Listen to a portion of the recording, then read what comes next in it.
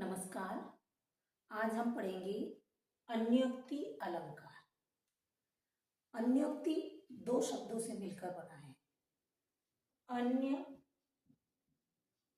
धन उक्ति। अन्य का मतलब होता है दूसरा और उक्ति का अर्थ है कथन, दूसरे को कहना। आइए परिभाषा के द्वारा समझते हैं। परिभाषा क्या कहती है? जहां किसी उक्ति के माध्यम से किसी अन्य को कोई बात कही जाए वहां अन्योक्ति अलंकार होता है। बात किसी और को कही है लेकिन लागू किसी और पर हो रही है, वहां अन्योक्ति अलंकार होता है। जैसे बंदर क्या जाने अदरक का स्वाद। बात बंदर को कही गई है लेकिन ये लागू किस पर हो रही है? मनुष्य पर। तो इस तरह से किसी भी बात को किसी दूसरे व्यक्ति के लिए कही जाए, दूसरे पर जो बात लागू होती है उसे अन्योक्ति अलंकार कहते हैं। तो कुछ उदाहरणों के द्वारा इसको समझते हैं। तो पहला उदाहरण क्या है? माली आवत देख कर कलियन करी पुकार, फूले फूले चुन लिए काली हमारी बारी।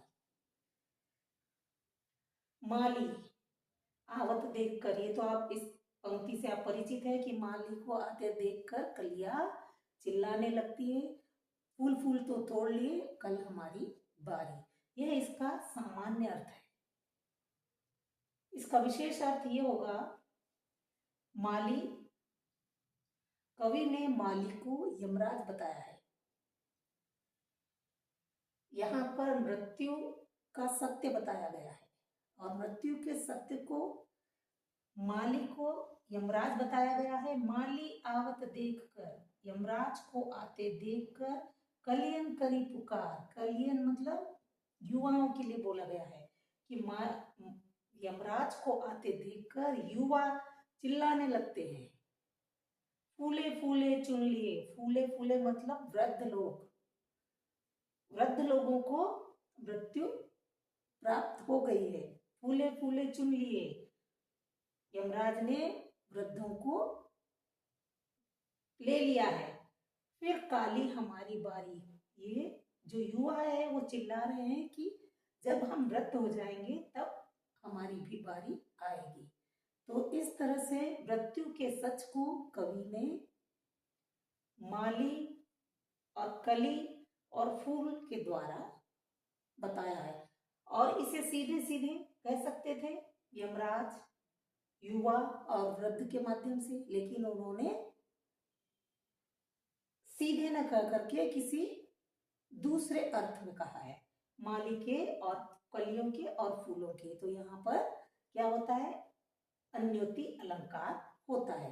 अभी दूसरा देखो, नहीं पराग नहीं मधुर, मधुर नहीं विकास इति काल।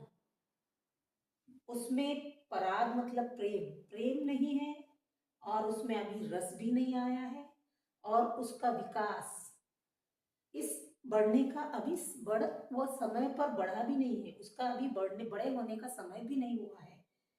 अली कली ही सौ विंध्यो, आगे कौन हवार।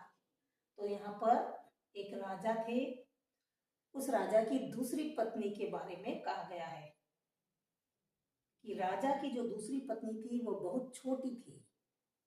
तो राजा ने उनके प्रेम में उन्हें उनसे ब्याह कर लिया।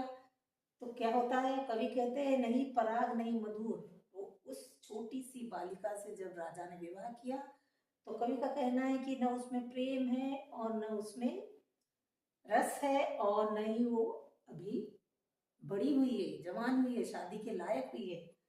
अली, अली मतलब राजा, भौरा, कली, अली, अली किसके कहा गया है कवि ने? भौरे को। भौरा कली ही सो बिंदु, तो भौरा ही अगर कली को काट देगा, खराब कर देगा तो आगे कौन हवाल, तो आगे दूसरी कलियों को कौन बचाएगा। जैसे यहाँ पर क्या आसान से बताया गया है, आसान सा ये सामान्य सा उदाहरण है कि उसमें पराग नहीं है और मधु भी नहीं है, उसका विकास का समय भी नहीं हुआ है। और भौरा, अली मतलब भौरा, भौरे ने कली को काट दिया और आगे दूसरी कलियों का क्या होगा। तो इसका विशेष अर्थ यह है कि उस राजा की दूसरी पत्नी अभी बड़ी भी नहीं हुई है, उसमें प्रेम नहीं है, मधु नहीं है और उसका बड़े शादी का समय भी नहीं है, लेकिन उसे राजा ने उनसे ब्याह कर लिया है। तो ये एक तरह का अत्याचार हो गया। तो अगर राजा ही प्रजा पर अत्याचार इस तरह से करेगा तो आगे प्रजा का क्या होगा। तो यहाँ पर क्या दिखाया गया है, राजा का जो क्रूरता है, अन्याय है, वह दिखाया गया है। इसलिए यहाँ पर अन्योक्ति अलंकार आएगा। बात कही गई है फूल, पराग और मधु की, भौरे की, लेकिन लागू किस पर हो रही है, राजा और उसकी पत्नी पर।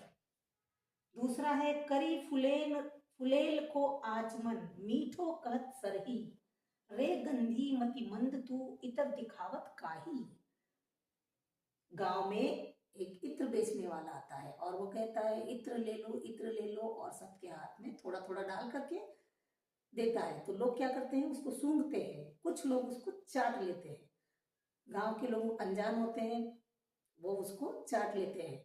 तो क्या होता है, रे गंदी मति मंद तू, वो चाट लेते हैं और कहते हैं मीठो कहत सरी, और वो कहते हैं कि ये तो बहुत मीठा है, लेकिन वास्तव में जो इत्र होता है वह मीठा नहीं होता है, थोड़ा सा उसमें तीखापन होता है। तो हाथ में से गांव वाले इत्र को चख लेते हैं और कहते हैं यह बहुत मीठा है। रे गंधी मति मंद तू, इत्र बेचने वाला तू बहुत मूर्ख है, मंद बुद्धि है। इतर दिखावत का ही, इनको क्यों इतर दिखा रहा है, जिनको उस इतर का कोई मूल्य ही नहीं है। यहाँ पर इत्र वाले और गांव वालों और इत्र से संबंधित बातें हुई है, लेकिन कहा किसके गया, किसके लिए गया, कहा गया ये कथन कहा गया है एक विद्वान के लिए। जो विद्वान गांव में जाता है और अपने वचन ईश्वर के और अच्छे वचन लोगों को, गांव वालों को सुनाता है। तो गांव वाले जब सुनते हैं तो बहुत खुश होते हैं, थोड़ी देर के लिए वो तालियां बजाते हैं, लेकिन बाद में वो उसे भूल जाते हैं, उन अच्छी बातों को गांव वाले ग्रहण नहीं करते हैं।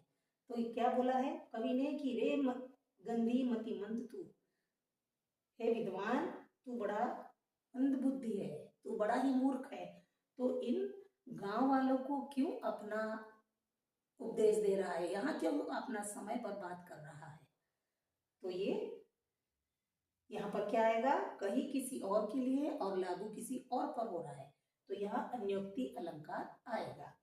फिर चौथा है हमारा, जल में कुंभ, कुंभ में जल है, बाहर भीतर पानी, फूटा कुंभ जल जल ही समाना, यह तत् कहो गयानी। क्या कहा गया है, जल में कुंभ है, कुंभ में जल है। प्रकृति का वर्णन किया है कवि ने कि जल में कुंभ है और कुंभ में जल है, बाहर भीतर पानी। तो कुंभ मतलब घड़ा, तो पानी के अंदर घड़ा है और घड़े के अंदर पानी है, और बाहर भीतर पानी, घड़े के बाहर भी भीतर भी पानी। जब घड़े को कुएं के अंदर डुबाते हैं, जल के अंदर डुबाते हैं, नदी में, कुएं में, तो वो भर जाता है, उसके बाहर भीतर दोनों तरफ पानी होता है। फूटा कुंभ जल जल ही समाना, जब घड़ा फूट जाता है तो क्या होता है, पानी में डूब जाता है, जल में समा जाता है। यह तथ्य कहो गयानी, और ये बात कौन कहते हैं, विद्वान लोग कहते हैं। तो ये बात किसके लिए कही गई, जल और कुंभ के लिए, लेकिन वास्तव में ये इसका सामान्य अर्थ है। इसका विशेष अर्थ यह है कि जल मतलब परमात्मा और कुंभ मतलब आत्मा। तो कुंभ में, जल में कुंभ है, परमात्मा में आत्मा है और आत्मा में ही परमात्मा है। जब आत्मा के बाहर भीतर दोनों तरफ कौन है, परमात्मा है, लेकिन जब आत्मा मर जाती है तो वो परमात्मा में ही मिल जाती है। तो यहाँ पर कहा जल और कुंभ को कहा गया है, लेकिन लागू किस पर हो रहा है, आत्मा और